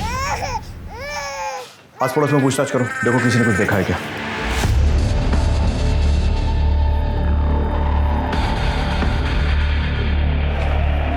सर, आसपास के लोगों का कहना है कि इस औरत का नाम शबनम है। ये इस एरिया में धंधा करती थी सर। इन लोगों ने कई बार इसकी कंप्लेंट भी की है सर, लेकिन ये इसके बाद भी इस कमरे में कस्टमर बुलाती थी। ठीक है, चारों तरफ अच्छे से तलाशी लो। Okay sir. Sir, sex rape या सेक्सुअल असॉल्ट जैसा तो कुछ नहीं लग रहा है। शरीर पर कोई चोट का निशान भी नहीं है, सिर्फ एक गले पे निशान है सर। सर ये देखिए, ऐसा लग रहा है कि ये गला घोटने की वजह से इसकी मौत हुई। और ये बिखरा हुआ सामान देखकर तो ऐसा लग रहा है कि जैसे स्ट्रगल भी हुआ। कौन है ये जो ये ऑलरेडी मजबूर और सताई हुई औरतों के साथ ऐसा कर रहा है? सर, ये पर्स मिला है। कमल राणा। हमेशा सर यहाँ भी एक जली हुई बॉडी मिली है, ठीक वैसे ही जैसे पिछले केस में थी। इसे भी पेट्रोल डाल के जलाया गया। ठीक है, मैं पहुंचता हूँ।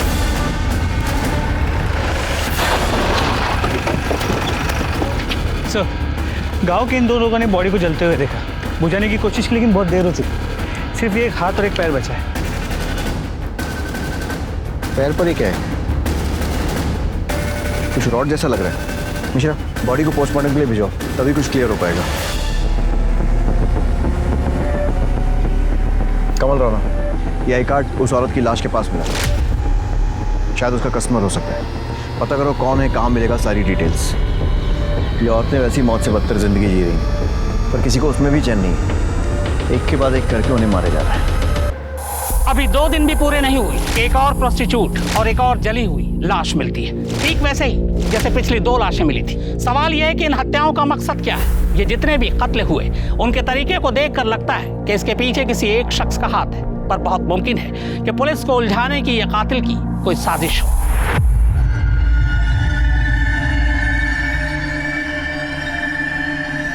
बुलबुल, बुलबुल, बुलबुल, बुलबुल, कहाँ जा रही है? दरवाजा खोल। हाँ मैं आसपास कहाँ आ रही हो तुम लोग? अरे कोई पकड़ो उसे।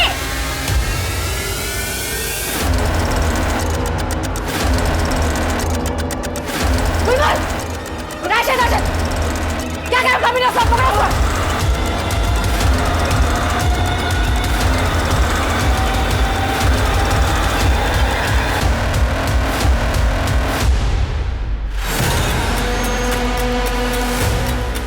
बुलबुल, अपने आप से बाहर आ जा।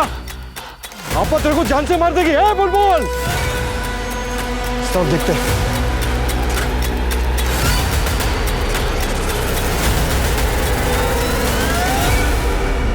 सर, 2 दिन के अंदर अंदर 2 प्रोस्टिट्यूट्स और 2 आदमियों की जली हुई बॉडी कुछ ही किलोमीटर के घेरे में मिलती है।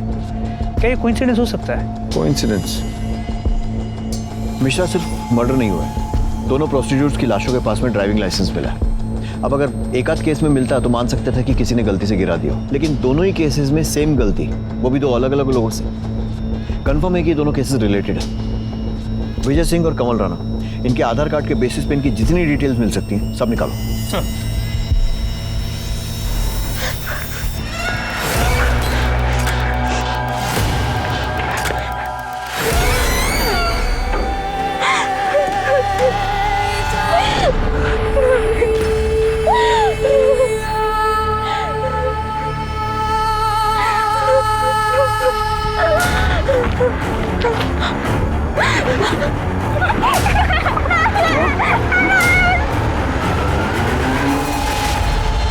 सुनिए, अभी निकलना जरूरी है क्या?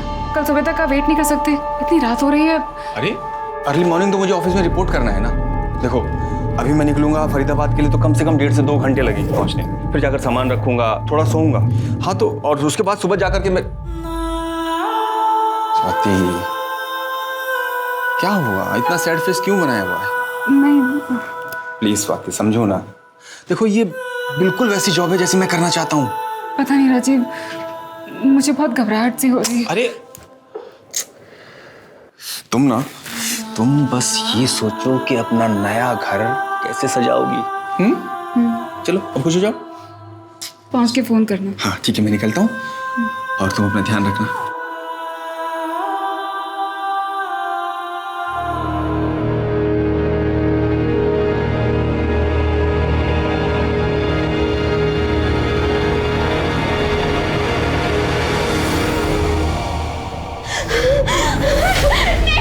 मुझे मत छोड़ो। नहीं, मैं नहीं भागूंगी। आसमा, अभी के लिए रहने दे। अभी तो तुझे छोड़ रही हूँ, अगली बार तूने भागने की कोशिश करी ना तो जिंदा जला दूंगी तुझे।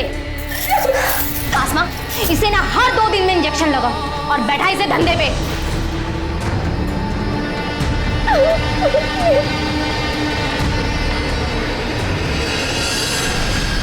मैं यहाँ नहीं रह सकती। नहीं, मैं पुलिस अंकल का नंबर ढूंढ के उनको कॉल करूंगी।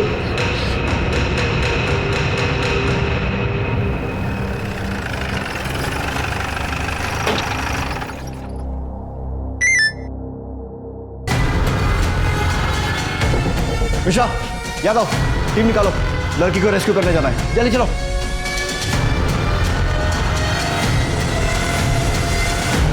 पुलिस को मिली सूचना के अनुसार यहाँ पर एक 13 साल की बच्ची को जबरदस्ती रखा गया और उस पर बहुत ज्यादा अत्याचार किए गए और इस बात की जानकारी पुलिस को खुद उस बच्ची ने दी और राहत की बात यह है कि पुलिस उसको बचाने में कामयाब हुई है। सर हम कुछ सवाल पूछना चाहते हैं आपसे। एक्सक्यूज मी सर, क्या आप हमें बता सकते हैं ये बच्ची कौन है और इस पर अत्याचार करने वाले लोग कौन थे और आपको इस बात की जानकारी कैसे मिली? इस बच्ची का नाम प्राची है। इसके माँ बाप नहीं, अनाथ, अपने इन रिश्तेदारों के साथ रह रही थी और ये लोग इस पर अत्याचार कर रहे थे और ज़बरदस्ती से मजदूरी करवा रहे थे। फिलहाल हम लड़कियों को एनजीओ के हवाले कर रहे हैं और इन लोगों के खिलाफ मुकदमा दर्ज करने जा रहे हैं। हम बच्ची को उसके माँ बाप तो नहीं लौटा सकते, लेकिन एनजीओ के साथ कम से कम वो एक नॉर्मल लाइफ जी पाएगी। Thank you so much. Thank you so much.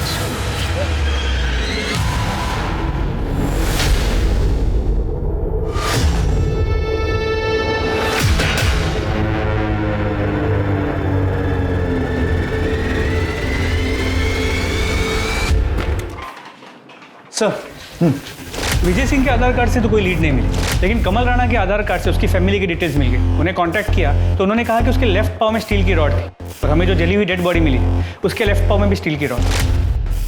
मतलब ये हो सकता है कि वो लाश कमल की हो। मिश्रा, कमल की फैमिली से कांटेक्ट करके उसका डीएनए सैंपल लो और उस जली हुई बॉडी के साथ मैच करो। सर,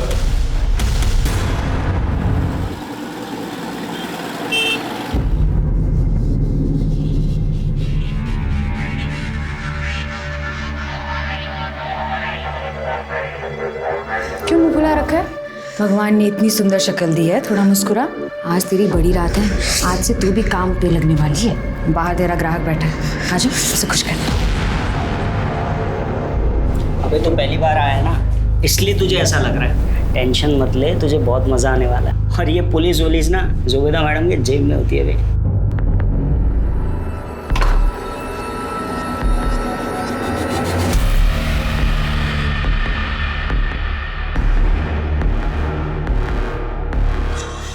नीरज, भैया भैया प्लीज मेरी मदद करो। मुझे ये सब जबरदस्ती करवा रहे। इन लोग ने ना मुझे इंजेक्शन देके बढ़ा दिया। अभी मैं सिर्फ 13 साल की हूँ भैया, प्लीज मेरी मदद कर दो। अक्षय, मैंने बोला था ना कोई पछाड़ा नहीं चाहिए मेरे को। अरे क्या हुआ, क्यों गला फाड़ ले? बताएगा हुआ क्या है? इसने मुझे बोला था वो लड़की 18 साल की है। उस लड़की ने मुझे खुद बताया वो 13 साल की लड़की है और तुम लोगों ने मिलकर उसे इंजेक्शन दिया है बड़ा होने। साली को तो मैं भी देखती हूँ, बताती हूँ उसे।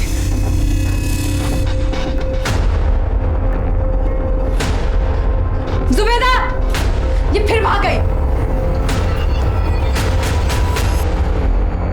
तो क्या यह तय था कि इन मर्डर्स को अंजाम देने वाला कोई सीरियल किलर ही था जो जानबूझकर देह व्यापार करने वाली औरतों के पास उनके आखिरी कस्टमर का आईडी कार्ड प्लेस करता था ताकि पुलिस मर्डर के इल्जाम में एक ऐसे मुजरिम की तलाश करे जो खुद शिकार था और कभी हाथ नहीं लगने वाला था, और वो इसलिए क्योंकि उसे जलाया जा चुका था। और अगर ये सच था तो ऐसा खेल रचने वाला कौन हो सकता था?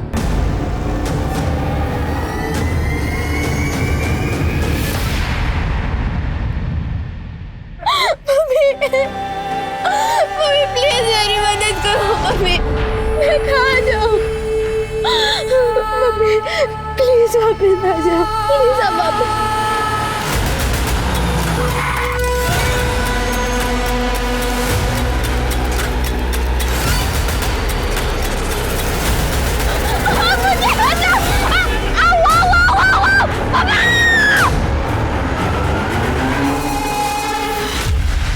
आपके पति कब से गायब? सर 2 दिन से। 21 तारीख की रात 11 बजे वो ये कहकर निकले थे कि वो फरीदाबाद जा रहे हैं। अगले दिन 10 बजे उनको ऑफिस में रिपोर्ट करना था, तो उसके बाद से उनका कोई अता पता ही नहीं सर। उनका फ़ोन भी स्विच ऑफ आ रहा है। आपने ऑफिस में पता किया? सर उनकी जॉब अभी लगी थी, वो ज्वाइन करने जा ही रहे थे, इसलिए मुझे ज़्यादा कुछ पता नहीं है। उसी भी जल्दबाजी में निकल गए। ऑफिस का नाम, कंपनी का एड्रेस कुछ पूछ नहीं पाए सर। उनकी किसी से दुश्मनी या फिर हाल फिलहाल में कोई झगड़ा? नहीं सर, कोई दुश्मनी, कोई झगड़ा नहीं। कोई अफेयर? बिल्कुल नहीं सर, हमारी लव मैरिज है। 1 साल पहले ही हमारी शादी हुई है। ठीक है, आप इनके पास अपनी सारी डिटेल्स लिखवा दीजिए, हम जल्द से जल्द आपके पति को ढूंढने की कोशिश करेंगे। चलिए। 6 हेलो,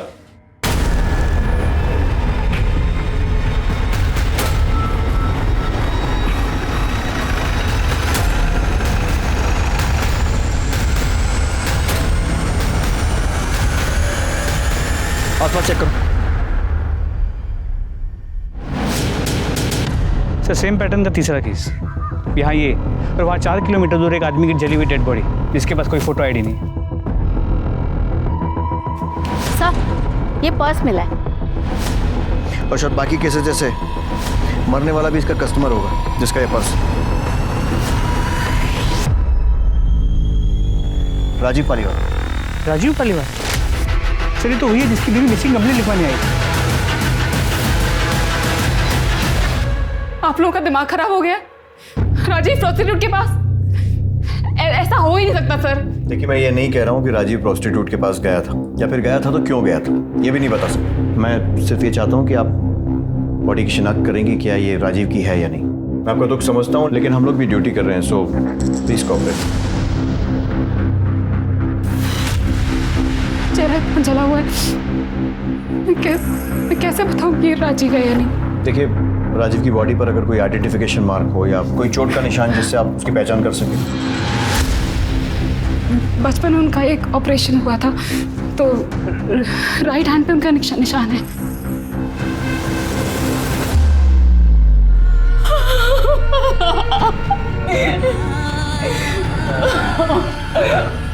राजीव की फैमिली में और कौन कौन है? कोई नहीं है सर। कोई तो होगा। होगा भी तो मुझे नहीं बताया सर, मुझे नहीं पता।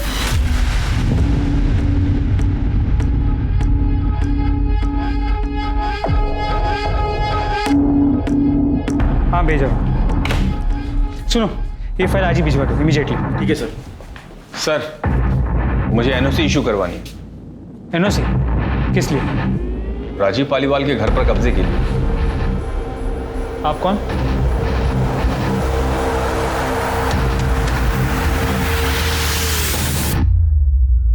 रवि पालीवाल? जी सर, रवि पालीवाल, राजीव पालीवाल का जुड़वा भाई।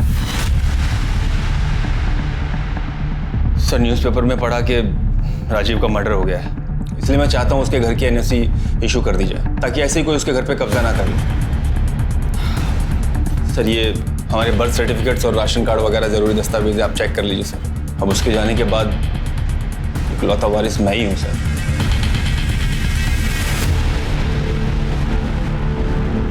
जिस न्यूज़पेपर में ये पढ़ा कि राजीव का मर्डर हो गया, उसमें ये नहीं पढ़ा कि उसकी वाइफ ने बॉडी को आइडेंटिफाई किया, और प्रॉपर्टी पर पहला हक वाइफ का ही होता है ना। वाइफ? वाइफ उस घर में रहती है? क्या बात कर रहे हैं सर, वो घर तो 1 साल से खाली पड़ा है, जब से राजीव पुष्पा भाभी और ख्याति को लेकर यहाँ शिफ्ट हो गया था। पुष्पा, ख्याति, ये कौन है? पुष्पा भाभी, राजीव की वाइफ और ख्याति उनकी बेटी। एक मिनट, राजीव की वाइफ का नाम स्वाति है और उसने हमें बताया कि उन दोनों की 1 साल पहले शादी हुई है और उनका कोई बच्चा नहीं है। तो ये बेटी कहां से आई? क्या?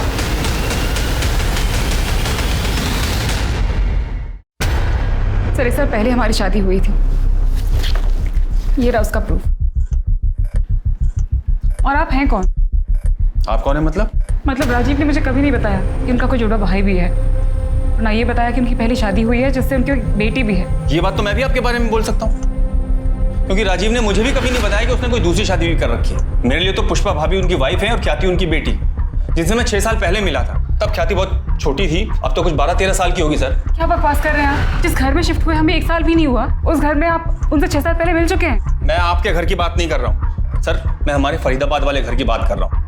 उसी घर के लिए मुझे एनओसी भी चाहिए। आप राजीव के साथ उसी घर में रहते थे?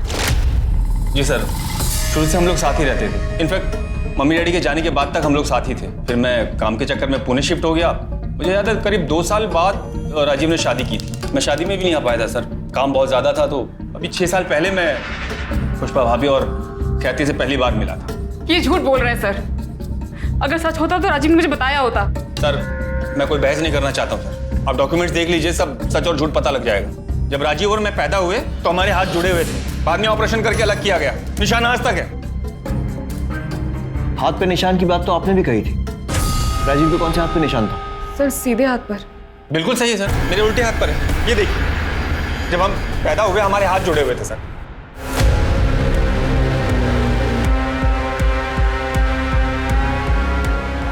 स्वाति जी आपका दुख समझते हैं, लेकिन इनके डॉक्यूमेंट से तो ऐसे ही लग रहा है कि ये सही बोल रहे हैं। और वैसे अगर आप ध्यान से देखें, मूंछ लगाकर ये हूबहू राजीव जैसे ही दिखते हैं।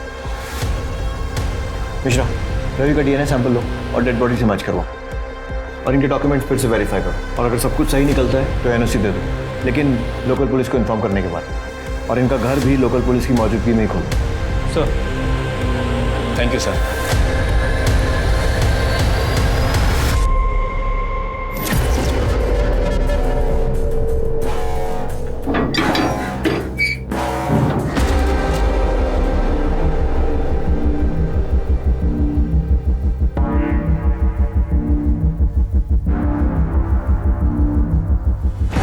गुप्ता,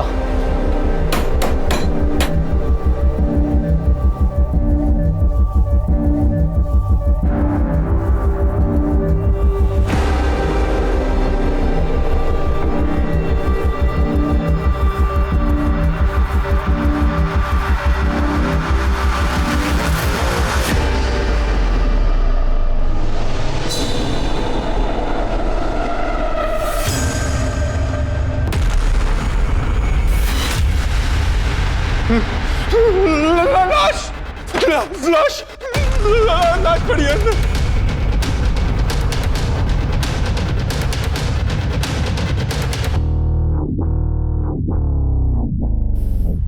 गुप्ता, पूरा घर चेक करो।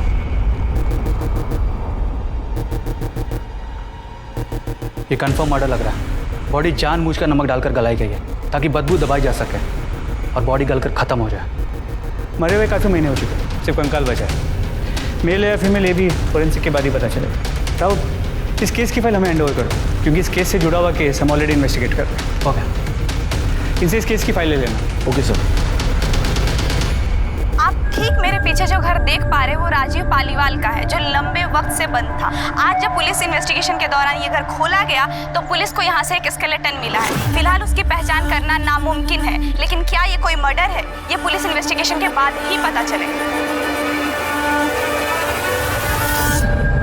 मेरे पीछे ये राजीव का घर है, जिनका कत्ल प्रोस्टिट्यूट और उनके कस्टमर के सीरियल किलिंग के दौरान हुआ। जांच के बाद पहली बार पुलिस की टीम राजीव के घर पहुंची है। घर की तलाशी ली गई तो घर के अंदर से एक कंकाल मिला। हालांकि उसकी शिनाख्त अभी नहीं हो पाई, मगर पुलिस को शक है कि ये कंकाल राजीव की पहली पत्नी या फिर बेटी का हो सकता है। मेरा तजुर्बा कहता है कि ये मामला महज एक इत्तेफाक नहीं है, ये सारे कत्ल सोची समझी साजिश का नतीजा है। आखिर कब रुकेगा मौत का यह सिलसिला? ये लाशें अभी भी मिलती रहेंगी।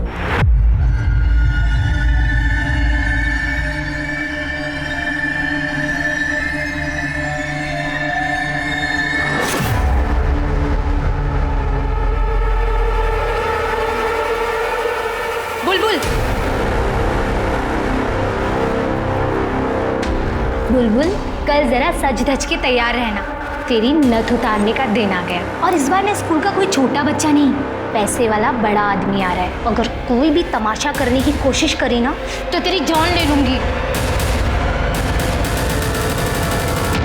आप बता सकती हैं मरने वाला कौन हो सकता है? सर मैं कैसे बता सकती हूँ, मुझे तो ये भी नहीं पता था कि राजीव की फैमिली भी है। पता नहीं था या बताना नहीं चाहती? सर मेरा विश्वास कीजिए सर, मैं सच बोल रही हूँ। आपके लिए सिर्फ एक केस होगा, पर मेरे लिए तो मेरी पूरी दुनिया उजड़ गई है सर। मैं बिलीव ही नहीं कर पा रही हूँ कि राजीव मेरे साथ ऐसा कैसे कर सकता है। अगर वो मेरे सामने होते तो मैं उनसे पूछती उन्होंने मेरे साथ ऐसा क्यों किया। ठीक, जा सकते हैं। दामिनी सर, ये रवि का जुड़वा वाला एंगल चेक करो। ये बात मुझे हजम नहीं हो रही है कि एक सगा भाई अपने भाई की मौत पर, शादी पर कहीं भी नहीं पहुंचा, लेकिन मौत की खबर मिलते ही प्रॉपर्टी की एनओसी कराने पहुंच गया। उसने एक बार भी ये नहीं पूछा कि भाई के मरने के बाद उसकी पत्नी और उसकी बेटी कहाँ है। रवि और राजीव दोनों के कॉल रिकॉर्ड्स और मोबाइल डिटेल्स निकलवाओ, और जो डॉक्यूमेंट्स उसने दिए हैं अच्छे से चेक करो। सर मैंने राजीव के फरीदाबाद वाले घर के पड़ोसियों से पूछताछ की। उन्होंने कहा कि राजीव अपनी पहली बीवी पुष्पा और बेटी ख्याति के साथ उसी घर में रहता, तो करीब 1 साल पहले अपनी बीवी और बच्ची को लेकर अचानक से कहीं गायब हो गया। उसके बाद किसी ने उसे वापस नहीं देखा। और हाँ सर, पड़ोसियों ने कहा कि अभी कुछ दिन पहले उन्होंने एक लड़की को देर रात उस घर के बाहर देखा था। मैं खुद डर गई थी सर। पहले लगा कि भूत है, फिर देखा तो 2 हट्टे कट्टे लोग उस लड़की का मुंह बंद करके घसीटते हुए जबरदस्ती गाड़ी में बिठा के लेके गए। साहब एकदम कंच लाल लिपस्टिक लगा रखी थी, जैसे वो रेड लाइट एरिया में औरतें लगाती है ना, वैसे साहब। देखने में एकदम बच्ची, मतलब शरीर छोटा, जैसे उम्र बड़ी ही नहीं। साहब वो 2 मुस्टंडे उस दिन उसको खींच के लेके जा रहे थे, गाड़ी में बैठाया। मुझे वो लोग सही नहीं लगे साहब बिल्कुल। सर मुझे लगता है कि इसमें प्रोस्टिट्यूशन रैकेट वालों का हाथ। हमेशा सिर्फ प्रोस्टिट्यूशन नहीं, ह्यूमन ट्रैफिकिंग और ड्रग्स का भी एंगल हो सकता है। चारों तरफ नजर रखो, आंखें खुली रखो, खबरियों को भी अलर्ट करो। जरूरत पड़ती है तो फरीदाबाद पुलिस से भी हेल्प लो, मैं बात कर लूँगा। पर ये रवि और स्वाति पर भी नजर रखो। इनकी ये जुड़वा भाई, 2-3 शादियाँ, प्रॉपर्टी, इन सारी की सारी बातों पर मुझे डाउट हो रहा है। सर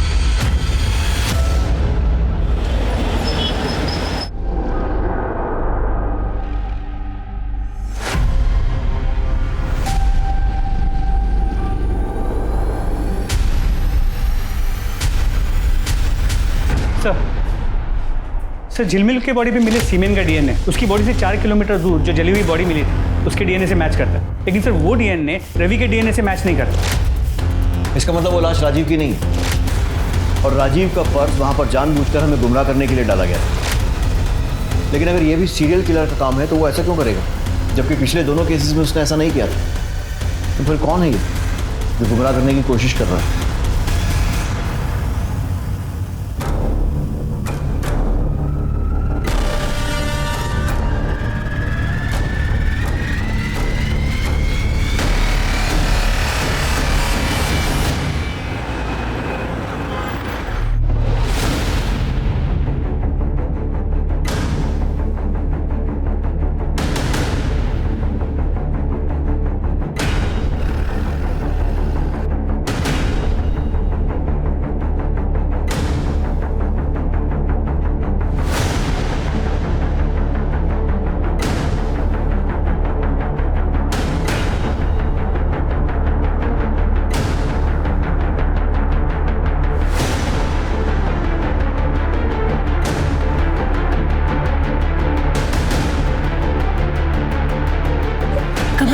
चलो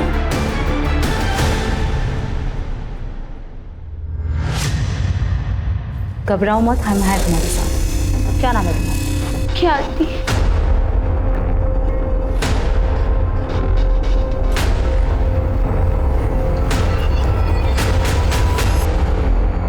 मम्मी पापा दोनों मुझे बहुत प्यार करते थे, पर पता नहीं 1 साल पहले उनको क्या हो गया। वो मम्मी को बहुत मारते थे, बोलते थे वो प्रोस्टिट्यूट है, गंदा काम करते। मम्मी मना करती थी, बहुत रोती थी, पर पापा उनकी बात सुनते ही नहीं थे। फिर पापा मुझे भी मारने लगे, गुस्सा करने लगे कि मैं उनकी बेटी नहीं हूँ, मेरा बाप कोई और है, जिसके साथ मम्मी दिन रात रोती थी। सोचती थी कि एक दिन पापा ठीक हो जाएंगे, पर ऐसा नहीं हुआ। इतने दिनों तक इतनी बड़ी बात तूने मुझसे छुपा के रखी। सब तेरी वजह से मेरा घर, मेरी जिंदगी बर्बाद। तेरे जैसे धंधे करने वालियों को तो मर जाना चाहिए। इतनी बड़ी बात मुझसे छुपा के रखी। Thank you uncle. अगर आप मेरी मदद नहीं करते, मुझे बचाते नहीं, तो मैं अपनी जान ले लेती। पहचानती हो? हाँ, ये मेरे पापा है। बेटा इनके हाथ पे चोट का निशान है ना? हाँ। कौन से हाथ पर? सर सीधे हाथ पर सर। पक्का? सोच लो। हाँ सर पक्का। मैं वाइफ हूँ उनकी, मुझे तो पता ही होगा ना। पॉइंट। स्मिता जी,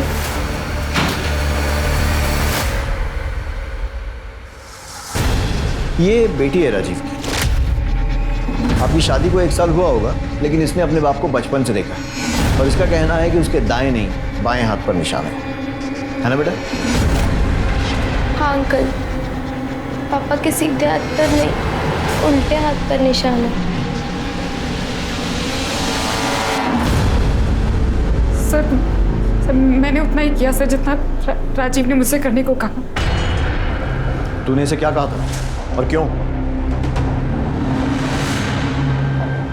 पुष्पा की वजह से, एक प्रोस्टिट्यूट की वजह से मेरा घर, मेरी जिंदगी बर्बाद हो चुकी थी, इसलिए मैंने उसे मार डाला और उसकी गंदी औलाद को बेच दिया। पापा ऐसा मत करो पापा, पापा प्लीज पापा।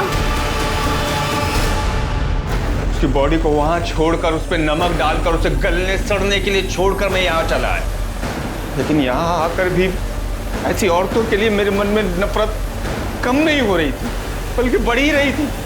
इसलिए मैं उनको, उनके कस्टमर्स को मारने लगा।